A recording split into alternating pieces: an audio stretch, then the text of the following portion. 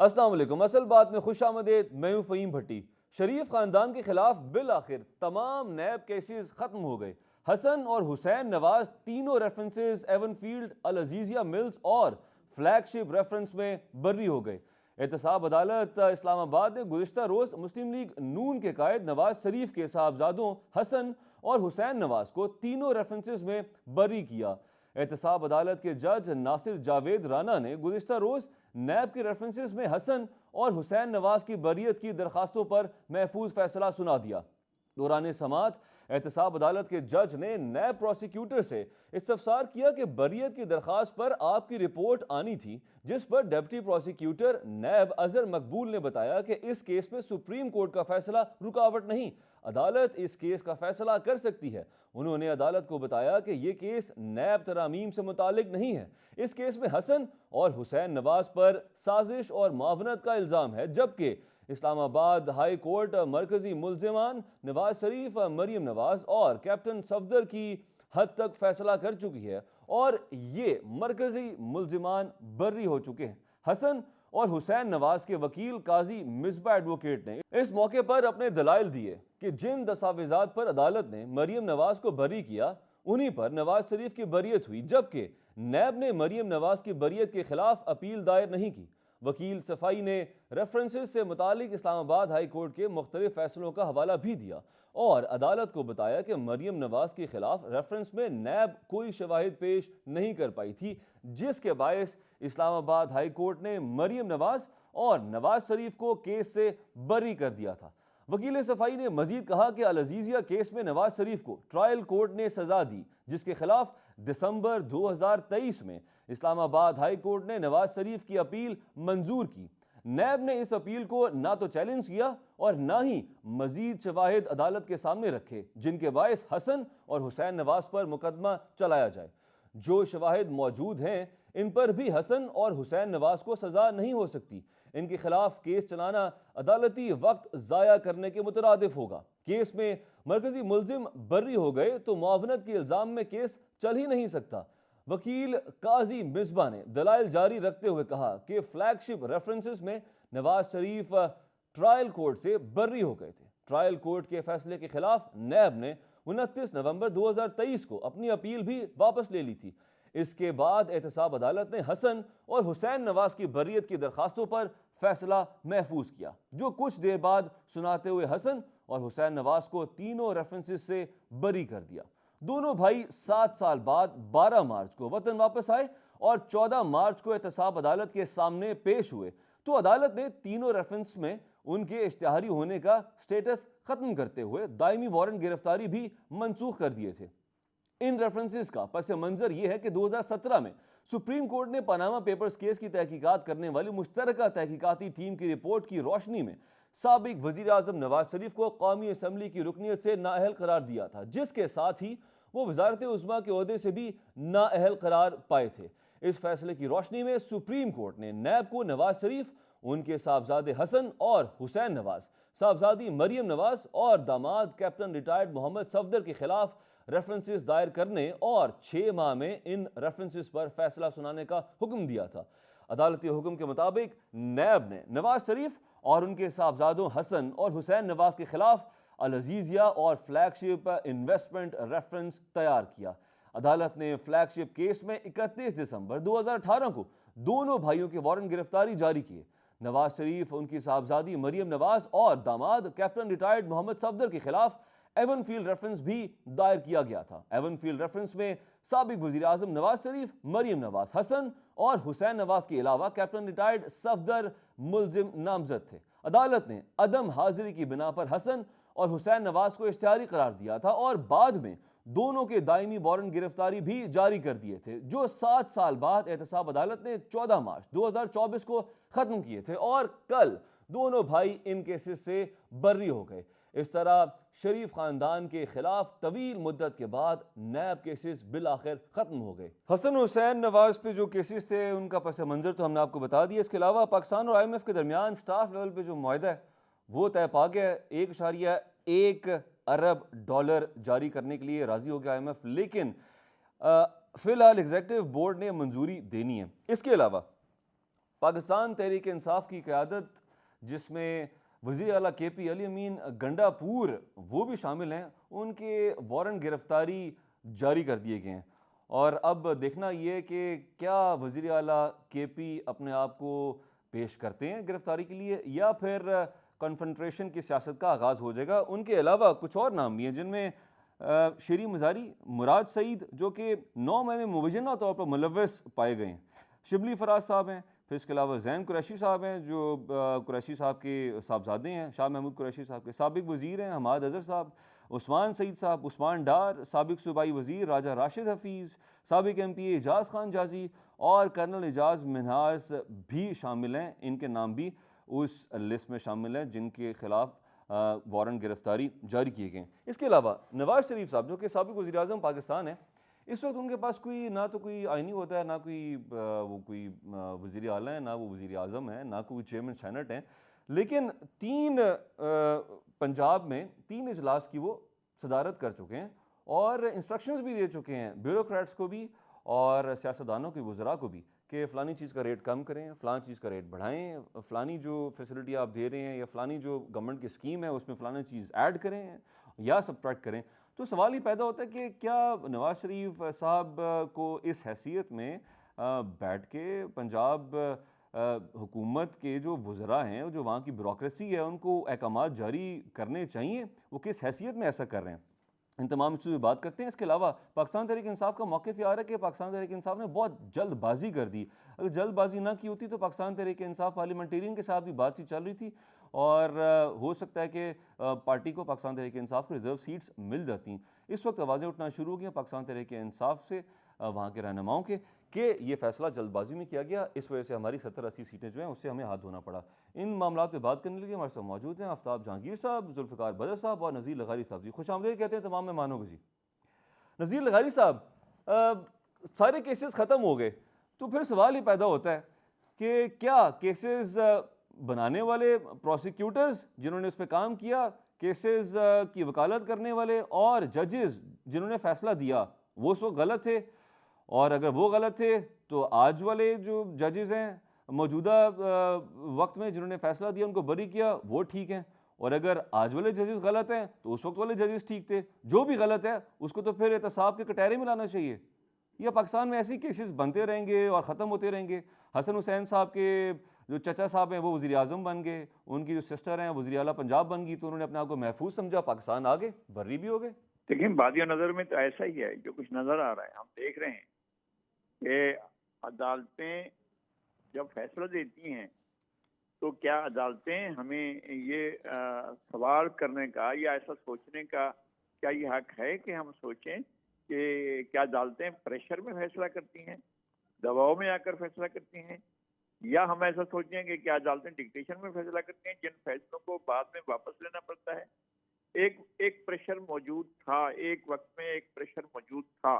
हम सब देख रहे थे जब पानामा का इशू आया था तो ऐसा लगता था कि जनाब जैसे सुप्रीम कोर्ट जो है वो ट्रायल कोर्ट के तौर पर काम कर रही थी, और हमें हमें समझ में नहीं आ रहा था कि एक कोर्ट ट्रायल कोर्ट के तौर पर कैसे काम कर रही है, और वो फिर डिसीजन भी दिया उस पर।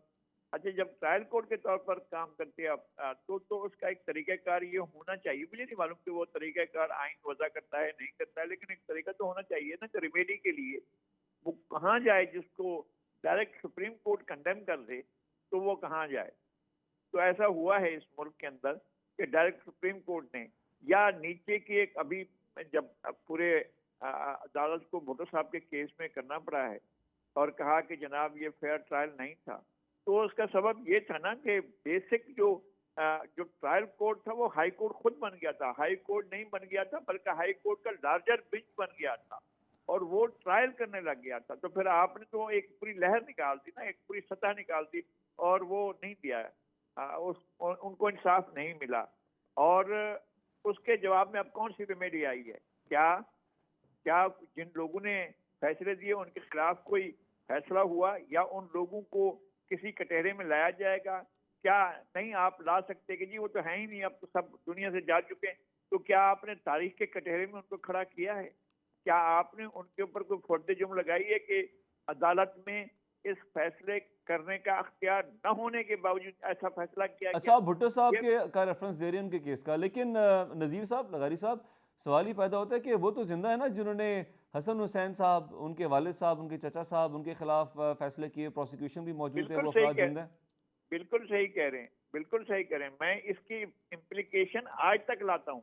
अब वो ठीक है, वो फैसले आपने किए, अब उनको आप वापस ले रहे हैं। भाई आपने बड़े कमजोर फैसले किए थे, तो जिन लोगों ने फैसले किए थे, जिन लोगों ने फर्द जुर्म लगाई थी, जिन लोगों ने केस बनाया था, जिन लोगों ने रेफरेंसेस बनाए थे, जिन लोगों ने सजा सुनाई थी, क्या उनका भी कोई हिसाब किताब होगा? या आज जो कुछ हो रहा है, और जो यानी सरकारी आज वो मशीनरी का पैसा जाया हुआ, नहीं, वो तो हो गया ना, आप देख रहे हैं। और फिर अगर ये उसके और ऊपर अगर ये मासूम थे, तो फिर इनका हिसाब कौन देगा, जो इनका वक्त जाया हुआ, जो इन्होंने सजाएं काटी? नहीं, मैं वही अर्ज कर रहा हूँ, मैं वही अर्ज कर रहा हूँ। और कल अगर ये होना है कि जो आज जिनके आप फर्द जुर्म लगा रहे हैं या जिनको आप वारंट जारी कर रहे हैं, जिनके कल वो मासूम साबित हुए, तो उनके गए दिनों को और इस सारी की सारी सूरत हाल को कौन वापस लाएगा? तो हमारे यहाँ इंसाफ का निज़ाम जो है, क्या इस तरह से डिलीवर करेगा? क्या हम एक एक एक ऐसी स्टेट के तौर पर काम करेंगे कि जिसका जो इंसाफ फराहम करने के कोई उसूल वज़ा ना कर सके?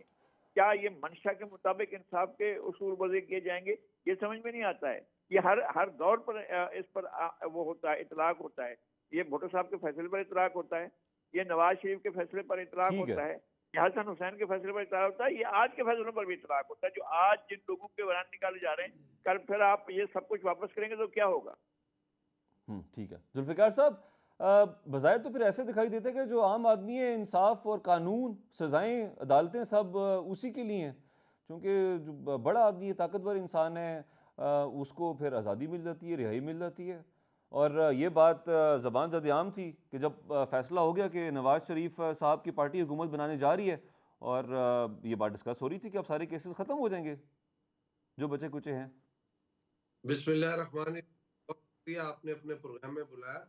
देखिए, पाकिस्तान के अंदर अगर पाकिस्तान ने तरक्की करनी है ना, तो अदल का जो निज़ाम है, उसमें अमीर, गरीब, ताकतवर, कमज़ोर सबके लिए एक जैसा कानून होना चाहिए।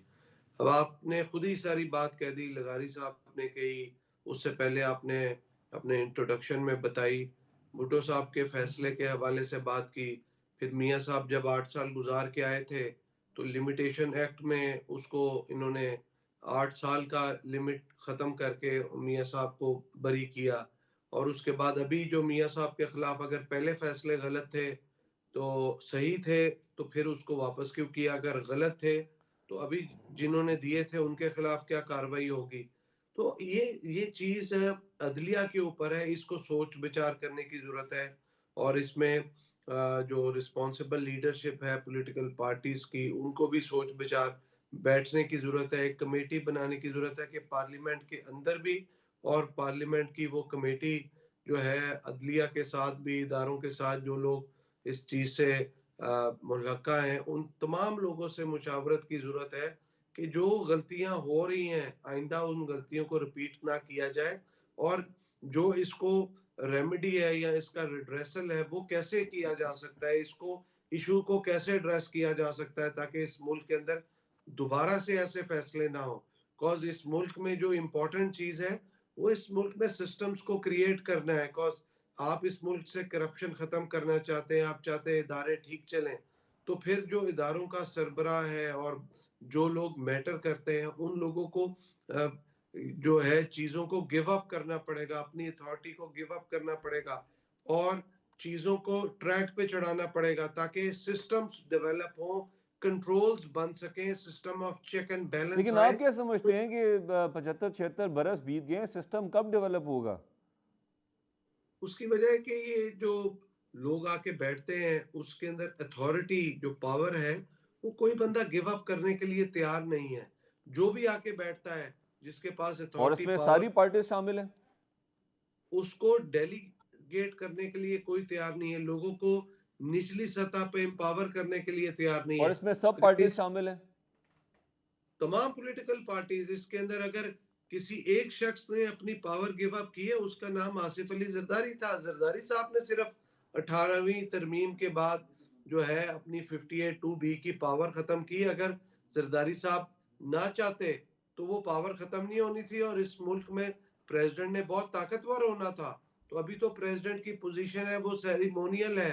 तो ये जो चीजें हैं जो गिव अप करने वाली हैं, सिस्टम्स डेवलप करने के लिए, ठीक है। कंट्रोल्स बनाने के लिए, अदारों को अपने अंदर भी और दूसरे इदारों के साथ कोलैबोरेट करने के लिए भी, और मुल्क को ठीक करने के लिए भी, ताकि इस मुल्क में करप्शन को मिनिमाइज किया जा सके और जो महंगाई की सूरत हाल है उसको कंट्रोल किया जा सके, इकोनॉमिक पॉलिटिकल स्टेबिलिटी लेके आए जा सके, ताकि लोगों का इदारों पे एतमाद हो। यहाँ पे शख्सियात आती हैं चली जाती हैं, तो ठीक है। शख्सियात के होने से इदारों को फर्क नहीं पड़ना चाहिए।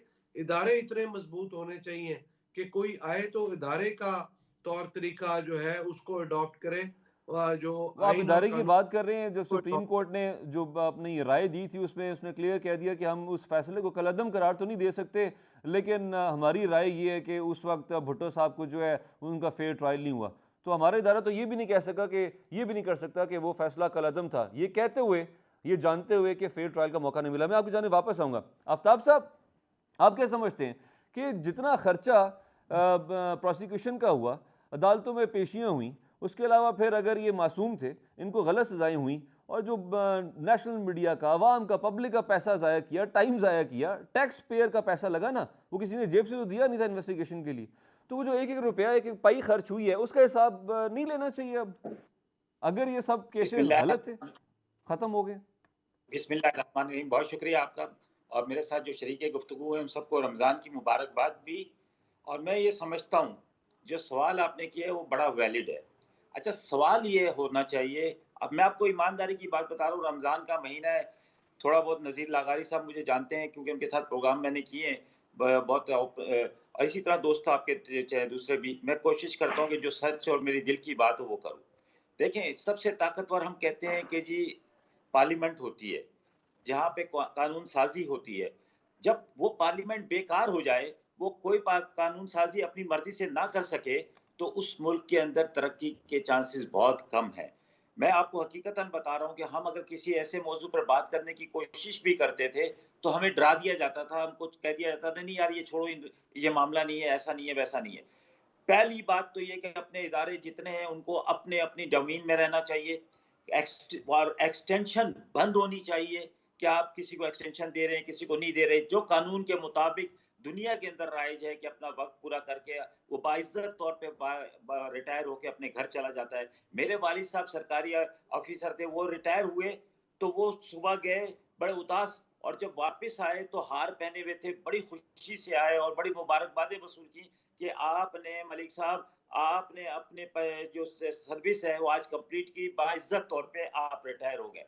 लेकिन हमारे यहाँ आज तक मुझे बता दें कि कोई बाइज्जत तौर पे रिटायर हुआ है? किसी ने ये कहा है कि भाई मेरी रिटायरमेंट की उम्र पूरी हो गई है, मैं जा रहा हूँ, मैं अपने बच्चों के साथ टाइम अच्छा, वो तो गुजारूंगा, ठीक मैं है, अल्लाह लेकिन अल्लाह ख़ास तौर करूंगा। पे जो मैंने स्पेसिफिकली आपसे सवाल किया, इस हवाले से आपकी राय क्या है कि अगर केसेस गलत थे और अब उन सब को बरी कर दिया गया है, तो उसका हिसाब कौन देगा? जो इतना अरसा, इतने साल, इतने वक्त उन्होंने जेलें काटी, और फिर उसके बाद जो अवाम के टैक्स का पैसा लगाया गया इन्वेस्टिगेशन के लिए, इंक्वायरीज के लिए, उसका हिसाब कौन देगा? ये सिलसिला सर ख़त्म नहीं यही होना तो चाहिए? मैं बिल्कुल यही बात पे आ रहा था कि देखें, जिसने गलत फैसला दिया है, जब तक सजा और जजा का अमल नहीं होगा, जिन्होंने गलत तशवीश की है, जिन्होंने तहकीकात गलत की है, उनको उनके साथ सजा और जजा का अमल नहीं होगा। और जो भी खर्चा है, जो भी उसका खर्चा है, जितना भी, वो जब तक वो इदारे नहीं देंगे जिन्होंने वो किया है, तब तक ये तो निज़ाम आफ्ताब सही साहब, नहीं हो ऐसे सकता। मामलात पे पाकिस्तान तहरीक इंसाफ, पीपल्स पार्टी और नून लीग के साथ मिल के बैठ के करारदादें पेश करने के लिए और पास करने के लिए भी तैयार है, और ऐसी कमेटीज देखें, तश्कील देने के मैं लिए ये तैयार है? समझता हूँ देखिए, मैं ये समझता हूँ इस वक्त की जो पार्लियामेंट है वो तो आप सबको मालूम है।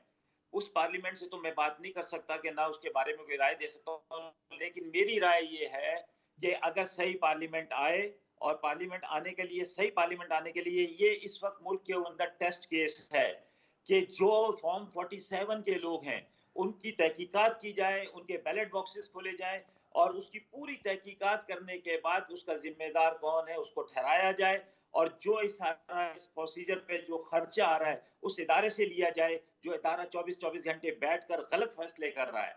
और उस फैसले की बुनियाद पर इस वक्त मुल्क जो है एक अजीब व गरीब सूरत हाल का शिकार हो गया है। 75 साल के बाद भी हमें ये नहीं पता कि हमने किस सिम्त की तरफ जाना है। हम सिर्फ़ अपने-अपने सोच रहे हैं, अपनी जो थोड़ी-सी लाइफ़ को लग्ज़री करने के बारे में सोच रहे हैं। ठीक है, या पॉइंट फिर टेकन। हमारे अंदर एक आदत पैदा हो गई है कि हमने बगैर सैल्यूट के कोई काम नहीं करना। ब्रेक का वक्त हुआ चाहता है नाज़रीन, ब्रेक से वापस आएंगे, डिस्कस करेंगे जो IMF और हुकूमत पाकिस्तान के मुज़ाकरात कामयाब हो गए हैं, 1.1 अरब डॉलर्स जारी किए जाएंगे, लेकिन एग्जीक्यूटिव बोर्ड ने अभी इसको अप्रूवल देना है, जो IMF का एग्जीक्यूटिव बोर्ड है।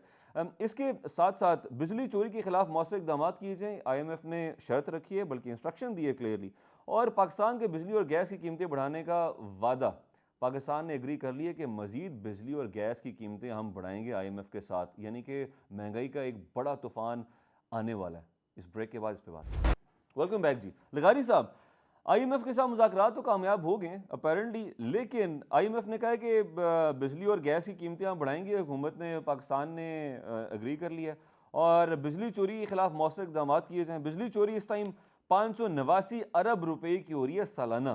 तो आप क्या समझते हैं, क्या हुकूमत पाकिस्तान, हमारे इदारे एलिजिबल हैं, इस काबिल हैं, कैपेसिटी रखते हैं, वो ये रोक लेंगे, कंट्रोल कर लेंगे? और दूसरा फॉलो अप सवाल है इसी के हवाले से, वज़ीर ख़जाना से अमरीकी सफ़ीर की मुलाकात हुई है और उन्होंने ये जो कर्ज़ के मामलात हैं IMF के साथ, उसको भी डिस्कस किया है।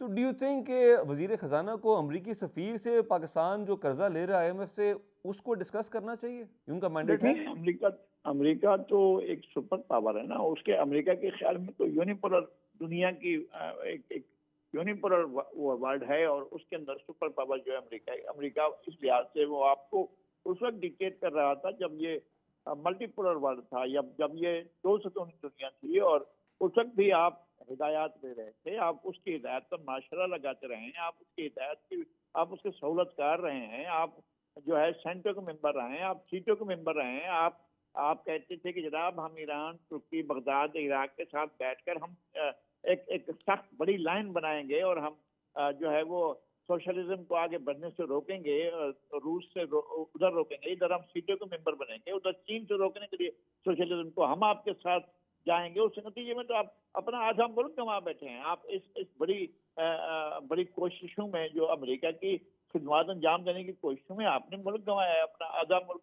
जो है आप गंवा चुके। आप अमेरिका की हिदायत नहीं लेंगे तो आप रहेंगे कैसे? इसलिए कि आपने वो सबक तो पढ़ा ही नहीं है जो खुददारी का सबक ईरान ने पढ़ाया, जो और मुल्कों ने पढ़ाया। जो मुल्क होती है सोवरेन स्टेट, वो अपने फैसलों पर तो अमल आप करती समझते है। हैं कि जो सेल्फ रिस्पेक्ट, डिग्निटी, ऑनर नाम की चीज़ ख़त्म हो चुकी है हमारे मुल्क के लिए, कि हम ठीक है, अमरीकी अब सफ़ीर से, हमारे आपके पास वज़ीर क्या ख़जाना चीज? जो है वो IMF से लिए हुए कर्जा या जो आइंदा आने वाला प्रोग्राम है उसको डिस्कस करेंगे? आपके पास वो सोवरेनिटी, वो सेल्फ रिस्पेक्ट, वो डिग्निटी कब थी? इस जमाने में, किस दौर में थी? आपको, हमें ये खुशगुमानी कैसे होनी चाहिए, किस लिए होनी चाहिए? जो जिस वजह से कभी आपको चंद चंद सालों के लिए वकार और इज्जत और एहतराम और अपनी खुद मुख्तारी का एहसास हुआ था, उसके नतीजे में तो आपने बंदे को फांसी पर चढ़ा दिया था। और वो सेल्फ रिस्पेक्ट को मारने के लिए तो एक ऐसी जंग में उलझाया गया था, जिस जंग में आज भी उलझे हुए, आज भी फंसे हुए। आज भी वज़ीर आज़म ने कहा है कि दहशत गर्दी के खतरात बढ़ रहे हैं। तो आप क्या, किस सूरत हाल में आप अपनी मर्जी से ना जीने की पोजीशन में, ना फौत होने की पोजीशन में? ये है हमारी सूरत हाल, और हमें वहाँ उनकी हिदायत लेनी है। और ये हमने तय करना है कि हमने एक निवाले पर टैक्स लगाना है, हमने पानी के एक बूंद पर टैक्स लगाना है, और कोई सिगरेट पी रहा है तो सिगरेट के कैश पर उस पर टैक्स लगेगा। आप जो भी, आप बिस्किट खा रहे हैं उसके ऊपर टैक्स दे रहे हैं, आप कोई भी चीज लेते हैं उस पर टैक्स देते हैं आपको। और फिर हिदायत ये होती है कि बढ़ा दिया जाए। भाई बिजली आएगी तो बिजली के टैक्स देंगे, वो आप बिल देंगे ना। आप गैस नहीं होगी, गैस के बिल, और तो लगारी साहब, जैसे एक आम आदमी जिसकी तनख्वाह बहुत कम है, मुश्किल से कोई एवरेज तनख्वाह को 12-15 हज़ार रुपये है, वो 1000 रुपये की खरीदो फरोख्त करता है, उसमें से 300-350 रुपया टैक्स दे देता है। आपको क्या लग रहा है कि गरीब आदमी सर्वाइव अब कैसे करेगा आने वाले वक्त में, अगर मजीद बिजली और गैस भी महंगी हो यही जाएगी? तो हम पहले दिन से, हम तो बहुत पहले से कह रहे हैं, हम पिछले 40 साल से कह रहे हैं कि भाई डायरेक्ट टैक्स लगाओ, हमें पता चले ना कितने हम हमसे टैक्स ले क्या रहे हो। जिस आदमी की आमदनी है, उस आमदनी से जो अपनी जो भी चीज लेता है उसमें तो आप टैक्स ले रहे हैं ना। कौन पॉइंट सा टेकन। शख्स है लगारी पाकिस्तान में साहब, जो टैक्स? 589 अरब रुपए की सालाना बिजली चोरी हो रही है, क्यों नहीं हमारी हुकूमत मैनेज कर पा रही? क्यों नहीं हमारे और इदारे, जो वापडा क्यों नहीं मैनेज कर पा रहे, हमारी पुलिस? नहीं, वापदा है, और जो इदारे डिस्ट्रीब्यूट करते हैं, जो इदारे बिजली पहुंचाते हैं, क्या वो इदारे उस चोरी में मुलविस नहीं है? चोरी कौन करता है? चोरी वो करता है जो बिजली अपने जो है फैक्ट्री में लगा रहे हो, उसकी चोरी के लिए उसके मीटरों को खराब कर दिया जाता है। क्या वो सारे के सारे लोग जो ये सारे अमल में आए, क्या यकतरफा है, कोई जाकर सेट कर लेते हैं या लोग अपने घरों में कर लेते हैं? ठीक है। ये चोरी तो वहां पर हो रही है, और चोरी आराम से, जो जिस अमले ने चोरी की निगरानी करनी है, जब एंटी करप्शन वाले करप्शन फैलाएंगे, जब नायब वाले करप्शन को बढ़ावा देंगे, तो फिर आपका ख्याल है कि बिजली चोरी रोकने वाले बिजली चोरी रोकेंगे? वो तो बिजली चोरी के भी पैसे लेते हैं, बिजली चोरी रोकने के भी पैसे लेते हैं। पॉइंट जो कोई टेकन। भी हो। जी ठीक है। जुल्फ़िकार साहब, आप क्या समझते हैं? गरीब मुल्क होने की का मतलब ये है कि हम अपनी सेल्फ रिस्पेक्ट, डिग्निटी, ऑनर पे कॉम्प्रोमाइज़ कर जाएं, और ये उसके मुतरादिफ नहीं है कि जब हमारे वज़ीर ख़जाना अमरीकी सफ़ीर से हमारे कर्ज़ के मामला पर डिस्कशन करेंगे? देखिए, अमेरिका का तो बहुत बड़ा रोल है आपको कर्ज दिलवाने में। और अमेरिकन सफीर अगर आपके फाइनेंस मिनिस्टर से कर्ज के ऊपर बात नहीं करेगा, बल्कि वो बात क्या करेगा, वो उनको मजीद ब्रीफ करेगा कि आपने क्या क्या स्टेप्स लेने हैं। क्योंकि आपने ये जो कर्जा आपको मिल रहा है, इसमें अमेरिका की आशीर्वाद शामिल है, अदरवाइज शायद आपको ये कर्जा ना मिलता। तो we have to be very clear about our things. हमें अपनी चीजों के बारे में क्लैरिटी रखनी है। हमें अपना हाउस इन ऑर्डर करने की जरूरत है, हमें अपना मुल्क ठीक करने की जरूरत है, अपने इदारों को ठीक करने की जरूरत है। हम जब तक अपने मुल्क के अंदर से टैक्स नेट बढ़ा के less than 1% of the people, हमारे मुल्क में तो टैक्स देते हैं 25 लाख के करीब लोग। तो 25 करोड़ की आबादी में जब 25 लाख के करीब लोग टैक्स देते हैं, उससे भी कम, तो आप कैसे मुल्क का खर्चा आपने चला टैक्स का सकते हैं? जिक्र किया, मैं ये फैक्ट्स कुछ सामने रख देता हूँ कि जो तनख्वाहदार तबका है वो जुल्फ़िकार साहब टैक्स दे रहा है 264.3 अरब पिछले माली साल का, और जो कि एक्सपोर्टर्स और रिटेलर्स हैं उन्होंने सिर्फ दिया है 89.5, जबकि एक्सपोर्टर्स ने 27.7 अरब डॉलर्स की एक्सपोर्ट की है। जी बिल्कुल, ये तो आप काफी समझते बड़े हैं दिस हैं। इज सो अनफॉर्चुनेट कि जो तनख्वाहदार तबका है उसको मजीद नहीं छोड़ा जा रहा है। देखिए, असल बात ही यही है कि जो सबक याद करता है उसको छुट्टी नहीं मिलती। तो यहाँ पे बात ये है कि जो टैक्स दे रहा है, ये कहते हैं जो टैक्स दे रहा है उसी को निचोड़ लो। यहाँ पे जो लोग टैक्स दे रहे हैं उन्हीं को है, जो टैक्स नहीं दे रहे, बहुत सारा ट्रेडर ऐसा बैठा है, बहुत सारा इंपोर्टर ऐसा बैठा है, बहुत सारे लोग प्रॉपर्टी का कारोबार करते हैं, वो टैक्स नेट के अंदर नहीं, लोग ट्रेवल करते हैं, टैक्स नेट नहीं, लोगों के महंगे जो है अखराजात है, गाड़ियां बड़ी लेते हैं, टैक्स नेट में नहीं। तो ऐसे तमाम लोगों को कि ये यहाँ पे जो FBR, state bank, NADRA, excise और बहुत सारे ऐसे इदारे हैं, इनको एक ऐसा इदारा, एक ऐसी कोऑर्डिनेशन कमेटी बनानी चाहिए जिसके अंदर एफआईए, नादरा, स्टेट बैंक, तमाम लोग शामिल हों। और यहाँ पे जो लोग ट्रेवल कर रहे हैं फैमिलीज के साथ, जो लोग बड़ी गाड़ियां खरीद रहे हैं, जो लोग महंगे अखराजात करते हैं, बड़े स्टोरों से अखराजात करते हैं, उन तमाम को जो है चेक करने की जरूरत है कि वो टैक्स नेट में है या नहीं है। कि ठीक है। लोगों ने तो चोरी कर करके यहाँ पे पाकिस्तान में अमीर हुए हैं, या बिजली चोरी करके हुए हैं, या एसआरओ इशू करके हुए हैं, या गैस चोरी करके हुए हैं, या लोन माफ करा के हुए हैं। तो पाकिस्तान में अमीर तबका तो इसी तरह ही हुआ है। बहुत कम लोग ऐसे हैं जो कि अपना with the passage of time जो है वो कारोबार करके हो। जिन्होंने तो ग्रेजुअल ग्रोथ किया। ठीक है जी, पॉइंट टेकन। आफ्ताब साहब, पाकिस्तान तहरीक इंसाफ का मौक़िफ़ क्लियर है। पाकिस्तान तहरीक इंसाफ कहती है कि हमारा मैंडेट चोरी किया गया है और फॉर्म 45 नहीं, फॉर्म 47 पे हुकूमत बनी है। लेकिन अब मैटर ऑफ फैक्ट इज़ के जो अवामी मसाइल हैं, जैसा कि इस टाइम हम टैक्स का मसला, टैक्स की चोरी का जिक्र हो रहा है, बिजली चोरी का जिक्र हो रहा है, इन मामलात में आप नहीं समझते कि कम से कम हुकूमत के साथ पाकिस्तान तहरीक इंसाफ को मिल बैठ के काम करना चाहिए, बिल्स पास करने चाहिए, ऑर्डिनेंसेस में उनको सपोर्ट करनी चाहिए? ऐसे इशू पे साथ बैठे हैं फिलहाल जब तक आपके फैसले नहीं होते कोर्ट से? अच्छा, बड़ी अजीब बात है। देखिए, पहली बात ये कि ये जो फॉर्म 45 और 47 का जो मसला है, ये विद इन 5 मिनट का मसला है। 5 मिनट में हल हो सकता है ये मसला। जैसे हमने को पिटीशन दाखिल की सिंध हाई कोर्ट के अंदर, चीफ जस्टिस साहब का के पास हम पेश हुए। उनका सिर्फ़ इतना काम था कि वो कहते कि जी आप अपने फॉर्म 45 ले आएँ। आरओ साहब, आप सुबह फॉर्म 45 के साथ हाज़िर हो जाएँ। समझे ना? उसके बाद जितने और भी लोग थे जो जिन्होंने इलेक्शन लड़ा, उन सबको नोटिसेस करते हैं कि जी आप लोग अपने-अपने फॉर्म 45 के साथ यहाँ पेश हो जाएँ। और एक-एक रजिस्ट्रार को कहते हैं कि भाई इनके साथ बैठो और इनका तय करो, जो सही है उसको सही करो, जो गलत है उसको गलत कहो। ये मसला हल हो जाता। मसला क्या है कि जी इसको 5 साल चलाना है, इसको इसको चलाना है क्योंकि ये ऑर्डर पीछे से अच्छा, हैं, अगर ये आपको जज को ऐसे भी दिखाई ऑर्डर दे रहा है, है कि 5 साल ये मसला चलेगा, तो फिर आप क्या चलेगा। कन्फ्रंट्रेशन की सियासत ही कंटिन्यू करेंगे? सर देखें, बात ये है कि मेरे मेरे पास कौन-सा रास्ता रह जाता है? मुझे बताएँ, मेरे हलके के लोगों ने जिन्होंने हम पर एतमाद किया, उनके ऊपर क्या उनकी क्या फीलिंग होंगी? जो बच्चे आज 13 साल के हैं, 5 साल बाद वो 18 साल के होंगे, तो वो ये ज़रूर कहेंगे कि जी पहले भी जो है धांधली हुई थी और अब भी हो रही है, लिहाज़ा हम इस गेम का पार्ट नहीं बन सकते। मैं ये सबसे पहली बात ये कर रहा हूँ कि पहले इंसाफ की लेकिन बात फिर होनी जो आपकी चाहिए। ओपोजिशन जमातें हैं इंसाफ ना, वो ये होगा कहती हैं कि अगर केपी में सीटें निकालनी है पीटीआई ने, तो वहाँ पे क्या धांधली नहीं हुई? सर बाकी जहाँ बिल्कुल पे होनी पीटीआई की चाहिए। सीटें यार कम हुई, वहाँ जिनके पे धांधली पास हुई। नहीं, बिल्कुल धांधली हुई होगी, मैं मान लेता हूँ आपकी बात। लेकिन जिसके पास फॉर्म 45 है, वो लेके अदालत में पेश हो और कह के दी गई ये मेरे पास फॉर्म 45 है, अली अमीन गंडापुर के पास तो है ही नहीं फॉर्म 45, तो ये कैसे वज़ीर आला बन गया? यानी और कि जाहिर सी बज़ाहिर बात ऐसे है, दिखाई दे रहा है वैसे कि हमारी पाकिस्तान तहरीक प्रैक्टिस रही है इंसाफ कि किसी भी मामले में हुकूमत के साथ चलने को तैयार नहीं है। भाई मैं नहीं चल सकता क्योंकि जब तक आप चोर को चोर नहीं कहेंगे, उसको सजा नहीं देंगे, आप कभी तरक्की नहीं कर सकते। ये कहाँ का इंसाफ है कि एक आदमी चोरी करे और पड़ोस को आके बोले कि भाई मैंने तेरे पड़ोसी की चोरी किया, आधा हिस्सा तू रख ले, लेकिन मेरे हक में बोलता रही हो। ऐसे कैसे हो सकता है? जब तक चोरी का माल वापस नहीं होगा, ठीक है। जब तक इंसाफ का बोलबाला नहीं होगा, देखिए अगर अच्छा, आपने आप करना है, फॉर्म आप क्यों 45 का हम जिक्र अदालत कर के रहे हैं पास तो क्यों जाते हैं? हम जी ठीक है। काज़ी और कुज़ात के पास क्यों जाते हैं? हमने अभी देखा कि 24-24 घंटे की अदालतें लगी। 24 घंटे के अंदर फैसले हुए। हमारी बारी में कहते हैं आप इधर चले जाओ, आप उधर चले जाओ, आप इधर चले जाओ। ओ भाई जिनके पास भेज रहा हूँ उन्होंने तो चोरी की है। आप चोर के पास कह रहे हो कि हमें चोर चोर के साथ बैठ जाओ आप। ठीक है। इसका अच्छा, मतलब आफ्ताब ये है कि साहब, आप उस चोरी में शामिल हैं। पीटीआई का देखिए रिजर्व जब तक सीट्स हम का भी सच मामला नहीं जो है, बोलेंगे, जब तक पाकि हम सबकी ये ज़िम्मेदारी है।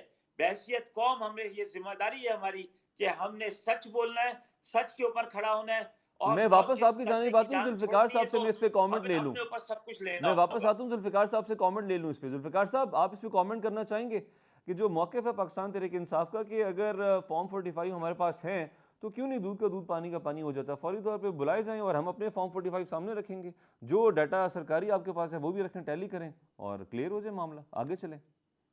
बिल्कुल इनको जाना चाहिए, जो इनका मुतलका फोरम है वहां पे जाके इनको आवाज उठानी चाहिए। और मैं तो इनको ये भी सजेस्ट करूंगा कि दूध का दूध पानी का पानी करने के लिए 2018 के जो इलेक्शन हुए थे उसके भी फॉर्म 45 47 मंगवा के उसकी भी जरा लिस्टों को थोड़ा सा जेर गौर लेके आए, ताकि उस टाइम भी पता चले कि क्या हुआ था उन इलेक्शंस में भी, ताकि उस टाइम के भी जिन लोगों ने ज्यादती की थी उनको भी सजाएं मिलनी चाहिए, ताकि बिल्कुल एक मिलनी दफा चाहिए। मैं इस मुल्क बेकता कलामी के आपकी बात काट रहा इस हूँ मुल्क के अंदर कि से 2018 के 18 इलेक्शन में मैं पार्लियामेंट का 44 हिस्सा था। लेकिन एक इन दफा सब किसी से ने बात नहीं की। एक दफा पार्लियामेंट के अंदर खड़े होकर आफ्ताब किसी ने साहब, मैं ये नहीं आपकी कहा कि जानिब हमारे आता हूँ, साथ अगर ये ज्यादती कंप्लीट हुई कर है। लें जुल्फ़िकार ये साहब हमारे अपना पॉइंट फॉर्म ऑफ। 45 है। एक आदमी जो है अदालत में नहीं गया। तो क्यों नहीं, किसने कहा मना किया आपको? जी, जुल्फ़िकार साहब। देखिए, असल असल बात यह है कि जब आवाज उठाई गई थी 2018 में तो उस टाइम पे करना चाहिए था। फॉर्म 45 या 47 का मामला नहीं है, मामला है इस मुल्क में 88 से लेके अभी तक इलेक्शन जेन्युइन हुए ही नहीं। और अब आप एक लेकिन आप दफा अपनी समझते हैं कि आपकी पार्टी की, आप तो पीपल्स पार्टी को रिप्रेजेंट कर रहे हैं ना, कि एटलीस्ट पीपल्स पार्टी को फिर उस इशू को उठाना चाहिए था, लीगल प्लेटफॉर्म्स पे लेके जाना चाहिए था, पीपल्स चैलेंज पार्टी करना को चाहिए था।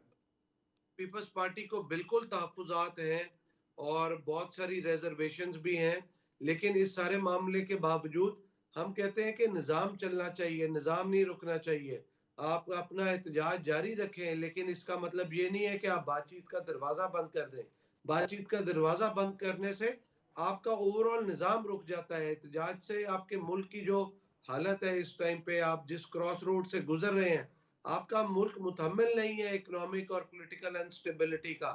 तो आप पहले ही बहुत ज़्यादा चैलेंजेस से गुजरे, तो लिहाजा ये ज़रूरी है कि आप बैठ के पार्लियामेंट के अंदर या पार्लियामेंट से बाहर किसी कमेटी में, या जो पॉलिटिकल पार्टीज को रिजर्वेशन है वो पार्लियामेंट के अंदर बैठी हुई अपनी जो नुमाइंदे हैं उनके थ्रू बातचीत का दरवाजा करें, ताकि ये मामला किसी ना किसी तरफ जाके आगे लगेगा, ये नहीं होगा कि ठीक नहीं। है। अगर आप दरवाजा ही बंद कर देंगे बातचीत का, तो आपको कभी इंसाफ की तवक्को नहीं होगी, क्योंकि इस मुल्क में तो बहुत सारे इलेक्शंस ऐसे हुए जिसमें पीपल्स पार्टी को एक सीट भी नहीं दी गई, और पीपल्स पार्टी को ऐसे बाहर किया गया जैसे बहुत बड़ी ज्यादती थी। लेकिन हमने फिर भी असेंबली में बैठ के हमारी लीडरशिप ने एहतजाज किया, अब आवाज उठाई, लेकिन अपना ऐसा बाइकाट नहीं किया जिससे मुल्क का नुकसान हो, जी इदारों ठीक है, का नुकसान। Point taken. जुल्फ़िकार साहब, ब्रेक का वक्त हुआ चाहता है, नाज़रीन ब्रेक से वापस आएंगे तो फैसल वाडा साहब का बयान भी आपको सुनाएंगे। और उन्होंने जो बयान दिया था कि पाकिस्तान तहरीक इंसाफ की गिरफ्तारियां शुरू होने लगी हैं रमज़ान के बाद, उनके लिए जो मुश्किल वक्त आने वाला है, तो फैसल वाडा साहब को इन्फॉर्मेशन कहाँ से मिल जाती है? जो बात वो करते हैं, उन्होंने ये बात की थी कि बल्ले को वो नहीं देख रहे, वो बानी तहरीक इंसाफ को कहीं नहीं देख रहे, और बल्ला भी गायब हो गया, बानी तहरीक इंसाफ भी अंदर हो गए।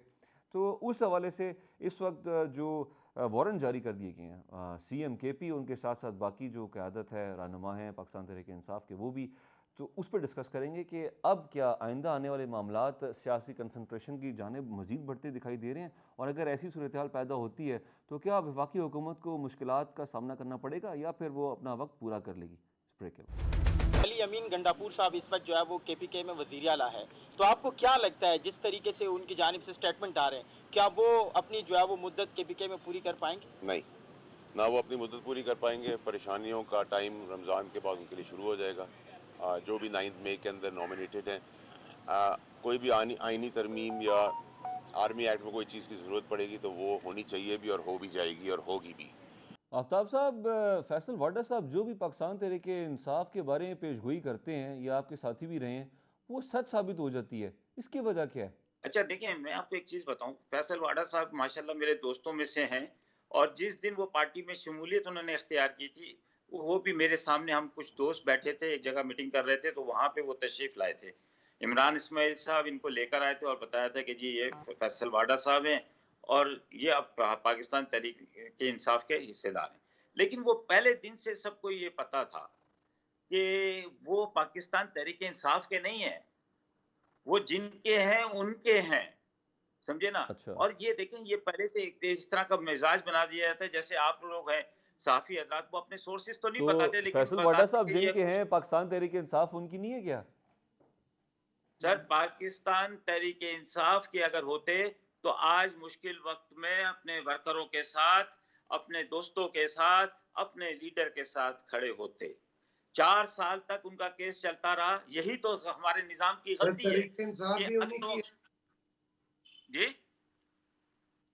अच्छा, ये मुझे समझ नहीं आती कि तहरीक इंसाफ उनकी है, तो मैं क्यों है? नहीं होनी चाहिए, अगर है तो गलत है। हमें हमें कब लेकिन सीखेंगे? आप 75 लेकिन आप साल तब क्यों नहीं ये बात करते थे 2018 के सर, इलेक्शंस हम के करते फौरी हैं। फौरी जो मुझे जानता है मैं खुल के बात करता था। मुझे लोग कहते भी थे कि यार आफ्ताब भाई थोड़ा हाथ हल्का रखा करो। मैं पार्लियामेंट में भी, खान साहब के सामने भी कहता था कि खान साहब, जो हमारे खिलाफ परसेप्शन बन रही है उसको आप डिनाई करें, समझे ना? आप ऐसे इक़दामात करें कि जिससे पता चले कि हम इंडिपेंडेंट हैं। लेकिन बदकिस्मती इस मुल्क की ये है कि ना चाहते हुए भी देखें आज हम किस मुकाम पर खड़े हैं। हमारी हालत ये है कि हम ये समझते हैं कि अगले 70-75 साल लगेंगे शायद हमें एक कौम बनने में। आप मजम्मत करते हैं 9 मई के वाक़यात की ज़ाती तौर पे? सर, मैं 10 दफ़ा करता हूँ, मैं ठीक 10 है, दफ़ा करता हूँ। ठीक है। तहकीकात होनी चाहिए। जिन्होंने जो जुर्म किया है उनको सरेआम फांसी दे दें। कड़ी सज़ा मिलनी चाहिए। ठीक है, पॉइंट हाँ, टेकन। सरेआम जुल्फ़िकार फांसी साहब दें। जी, ले, लेकिन ये भी देखें कि उसका खुरा कहाँ तक जाता है। ठीक है। उनको जुल्फ़िकार साहब आप क्या समझते हैं? आपको क्या दिखाई दे रहा है कि क्या अब अली अमीन गंडापुर साहब गिरफ्तारी दे देंगे? और अगर वो गिरफ्तारी नहीं देते तो फिर वो एक सूबे के चीफ मिनिस्टर हैं। सर, मामलात अगर सियासी उन्होंने तौर जुर्म पे किया था कैसे तो उनके चलेंगे, और पेपर्स क्यों एडमिनिस्ट्रेशन किया जी, इलेक्शन कमीशन ने? अगर उन्होंने जुर्म किया था अलियन गंडापुर ने, तो पेपर क्यों एक्सेप्ट किए उन्होंने? जी ठीक है। जुल्फ़िकार साहब बिल्कुल, मैं इस बात से एग्री करूंगा कि अगर वो 9 मई के वाक़े में मुलव्वस थे, तो उनके पेपर एक्सेप्ट नहीं होने चाहिए थे और उनको इलेक्शन नहीं लड़ने देने चाहिए था। और अगर वो रूपोश थे और उसके बाद जब मंजर आम पे आए हैं, उनको उस टाइम भी गिरफ्तार करना चाहिए था। तो ये अब उनको चीफ मिनिस्टर बना के, अगर वो उनको इतना टाइम गैप क्यों दिया गया कि वो चीफ मिनिस्टर बने, क्या ऐसी वजह थी? तो जाहिर बात है कोई ना कोई अंडरस्टैंडिंग या कोई ना कोई ऐसा मामला तो जरूर होगा। तो इसकी वजह से अगर 9 मई के अंदर तो जो शख्स मुलव्वस है, अभी आफ्ताब भाई कह रहे थे कि मैं आवाज उठाता हूँ उस टाइम पे, तो पीटीआई जिनकी थी उन्हीं की है, जब उनकी नहीं रही तो फिर इंडिपेंडेंट होने की बजाय आप देख लें कि किधर खड़ी है और खान साहब किधर खड़े हैं। असल बात यह है कि जिनकी थी उनके डिसिप्लिन में ही चलती तो ठीक रहना था। जब वो डिसिप्लिन से बाहर हुए हैं तो इनको समझ आ गई कि क्या क्या मामलात हो रहे हैं। और 9 मई के जो वाकयात हैं, अगर इनके खिलाफ साजिश थी तो खान साहब को चाहिए था पहले दिन ही आके आवाज उठाते कि ये गलत वाकया हुआ है। खान साहब चूंकि खुद मुलव्वस थे उस मामले के अंदर, और ये सारी सोच थी कि हुकूमती तनसीबात पे, फौजी तनसीबात पे और इदारों के ऊपर हमला करना है, इसके सरगना ही खान साहब खुद थे। तो ये हो ही नहीं सकता कि खान साहब के बगैर किसी की जुर्रत होती कि कोई जाके कोर कमांडर के घर पे या एयरफोर्स के या और दीगर सरकारी इदारों के ऊपर हमला कर देता है। ये पॉसिबल ही नहीं। आपका जब लीडर खुद सरगना हो, खुद इस चीज का प्लान करे और लोगों को इंस्टिगेट करे, तो लोग फिर ही जाके करते हैं, ठीक अदरवाइज है। अच्छा, ये आपने वैलिड पॉइंट उठाया है कि तो मैं जरा अगर एक बात कर लूं, फिर अगर आप ये जुल्फिकार जी भाई जी से बात कर जी लीजिएगा। कीजिए। देखिए जुल्फिकार भाई, आप मुझे बताएं कि जब भुट्टो साहब को गिरफ्तार किया गया तो उस वक्त हाईजैकिंग केस था एक। उस हाईजैकिंग केस के अंदर लोग भी मरे, जहाज के ऊपर से फेंका गया नीचे। तो क्या वो दहशतगर्द तंजीम नहीं थी पीपल्स पार्टी जो हाईजैक कर रही है? हैं? क्या ये इसके बगैर काम नहीं चल सकता था? तहरीक के खिलाफ तहरीक चलाते। इसी तरह होता है जब क़यादत को गिरफ्तार करके आप किसी जगह ले जाते हो, उसका राब्ता खत्म हो जाता है। जी देखें जुल्फिकार साहब, जवाब देना आपने तो चाहेंगे? खुद कुल्हाड़ा मारा कि जब सूबाई हुकूमतें भी पास थी, असम्बलियां तोड़ दी, कौमी असम्बली से इस्तीफे दे दिए, और अगर अभी आपको अवाम ने जितनी भी हमने तो सीटें इसलिए दिलवाई, इस्तीफा दिया था कि तो हम इलेक्शन में जाएंगे। आपको चाहिए कि अभी बैठ के बातचीत के जरिए मामलात को हल करें, क्योंकि जब आप कौमी धारे के अंदर जब बैठ तक के, मैंडेट वापस नहीं कौमी आएगा, धारे में बैठ के जब तक फेडरेशन के मैंडेट खिलाफ वापस नहीं बात आएगा, करें। जब तक सही तहकीकात नहीं होंगी 9 आफ्ताब मई साहब की। देखें, आपकी अपनी पार्टी के जो रहनुमा है ना, वो रिजर्व सीट्स के बारे में देखें, आप गलती एक्सेप्ट मैं करते हैं? आपको रिजर्व सीट्स के हवाले से आपका फैसला गलत था जो आपने अलायंस किया सुन्नी इत्तेहाद के साथ? बिल्कुल गलत था, बिल्कुल गलत था। मैं आपके प्रोग्राम के तवज्जुह से कह रहा हूं तो कि फिर गलत आपकी था। अपनी भी तो गलतियां हैं ना, जिनकी वजह से आज आप सर खमियाजा हम भुगत रहे मान हैं। रहे हैं, हम पार्लियामेंट मान से, रहे सूबाई हैं। असम्बलियों से हमें रिजाइन, इसमें कोई वो नहीं है। हमने सूबाई जो हुकूमतें गलतियां आपने की तोड़ी उसकी थी, सजा भी ले पार्लियामेंट से ली है। रिजाइन आपने हम दिया। ये नहीं कह रहे कि हमें आप सजा मत दो, लेकिन हम ये कह रहे हैं कि इंसाफ तो करो। 14 फॉर्म 45 के मुताबिक, जिसमें इलेक्शन के वेबसाइट पे लिखा हुआ है कि कोई पोलिंग एजेंट उस वक्त तक बाहर ना जाए जब तक उसको फॉर्म 45 ना मिल जाए। फॉर्म 45 वो कहते हैं कि ये की पॉइंट वो है, आपके हथियार है। इसके बगैर आप अपने इलेक्शन को विन और लूज नहीं क्लेम कर अच्छा सकते। आफ्ताब साहब, बज़ाहिर ऐसे दिखाई दे रहे हैं कि पाकिस्तान तहरीक इंसाफ ज़हनी तौर पे तैयार है कि फॉर्म 45 और फॉर्म 47 के अलावा कोई मामला आगे नहीं बढ़ सकता जब तक ये हल नहीं होगा, ऐसा ही है? सर हमारी मेरा तो नहीं डिस्कशन बढ़ से भी ये अंदाजा हो रहा है। मेरा नहीं बढ़ सकता।